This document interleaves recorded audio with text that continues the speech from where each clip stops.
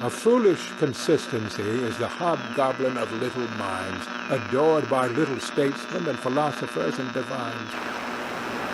If a man does not keep pace with his companions, perhaps it is because he hears a different drummer.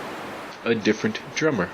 And now, coming to you from dead center on your dial, welcome to Risk Parity Radio, where we explore alternatives in asset allocations for the do-it-yourself investor.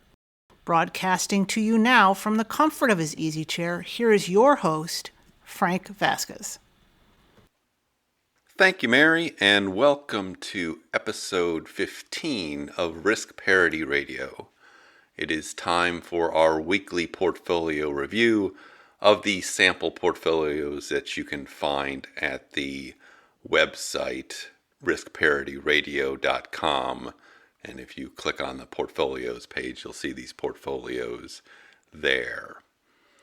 Now, just taking a look at what went on in the financial markets this week to give us some perspective. We are basically having a typical September in the markets, which is typically bad. So the S&P 500 was down 2.5% last week. The NASDAQ was down 4.1% last week. Looking at some of the alternative investments, though, the long-term treasury bonds were actually up about 1% last week, and gold was flat.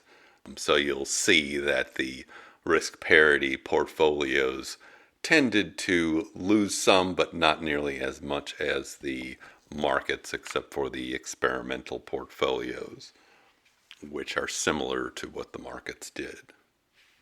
So looking at the first of our portfolios, the All Seasons portfolio, this was down 0.5% last week. It remains the most stable of our portfolios and relatively uninteresting. The bonds in it are keeping it afloat pretty well. Going on to the next portfolio, and this is going to be our portfolio of the week this week, the Golden Butterfly, which we are going to compare to a Boglehead's style 3-fund portfolio. But taking a look at this, it was down 1.2% last week. It is up 3.28% since inception in July.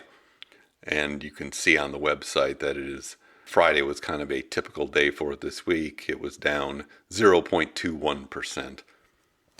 So it is about half as volatile as the S&P 500, which is what we would expect out of this portfolio. The next portfolio is the Golden Ratio portfolio, and that was down 1.3% this past week. Again, about half as much as the S&P 500. It is also at plus 3.28% since inception in July, which is exactly the same as the Golden Butterfly portfolio by coincidence, but these portfolios are relatively similar, the biggest difference being that the Golden Butterfly has a little bit more gold in it and a little bit fewer long-term treasury bonds, and the Golden Ratio has some REITs in it. Moving to the next portfolio, that is the Risk Parity Ultimate, which is the most complex of our risk parity style sample portfolios. It was down 1.5% last week and is up 2.5% since inception in July. We can see in this portfolio that the real laggard is the insurance policy part of this, which is the volatility fund VXX, which is down 20% since July. It's only 2.5% of the portfolio, but is accounting for the lagging nature of it. This will perform quite well if there is a stock market crash. If we are not predicting that, we are just looking at these to see how they perform in various different scenarios.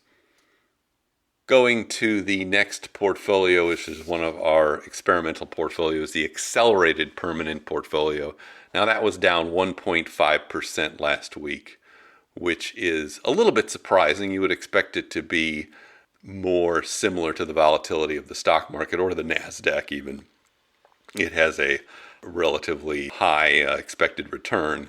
So the fact that it is down only 1.5% when the stock market is down between 2 and 4 shows how robust it is, even though it's only got 4 elements to it, the gold, the preferred shares, and the two leveraged funds, TMF, the long-term treasuries, and the UPRO, the leveraged S&P 500 fund.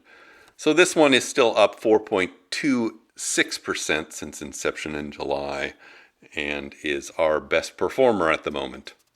And looking at our last portfolio, another experimental portfolio, the aggressive 50/50. Now this one only has stocks and bonds in it, and it was down 2.1% last week. It is up 2.92% since inception. This one also has similar volatility characteristics to the stock market, so the fact that it's down less than the stock market is a pretty good sign for it.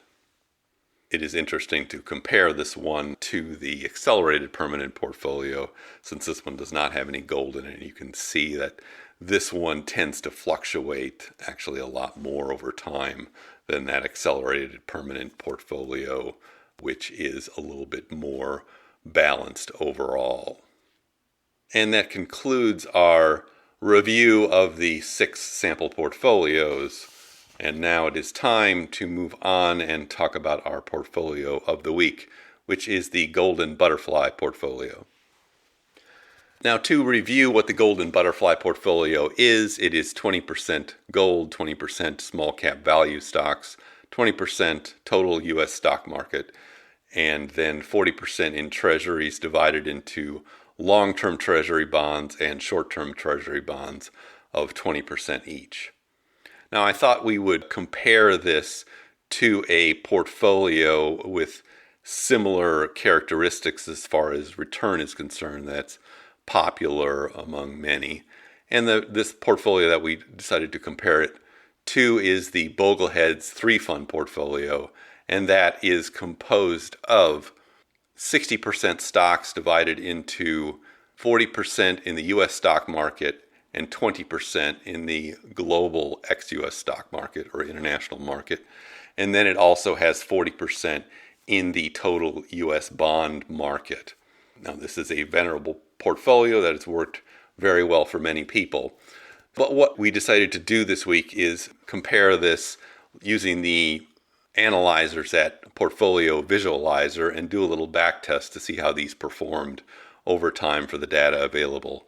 And the data available for these two portfolios goes back to 1987.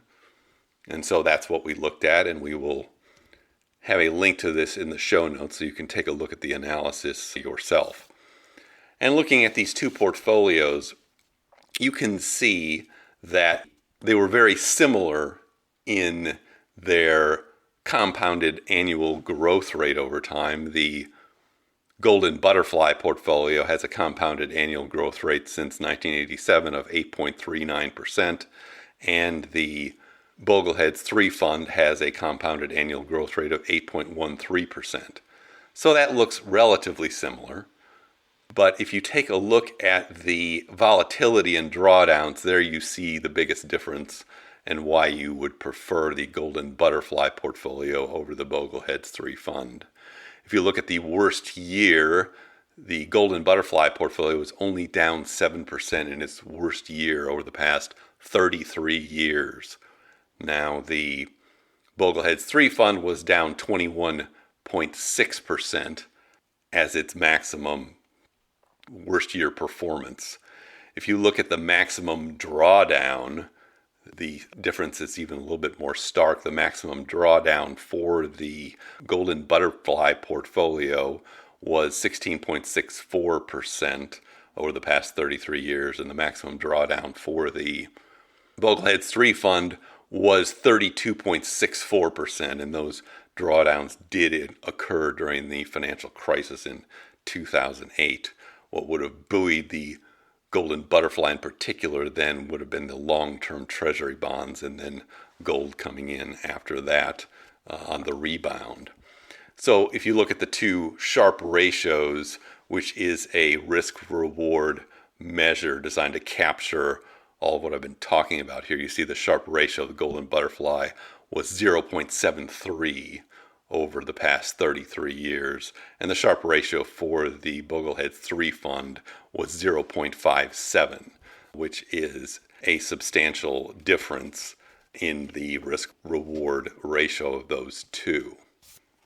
Looking at just another statistic or two here, we do see the volatility on a monthly basis for the Golden Butterfly was 2.08% compared to 2.64% of the Boglehead 3 fund.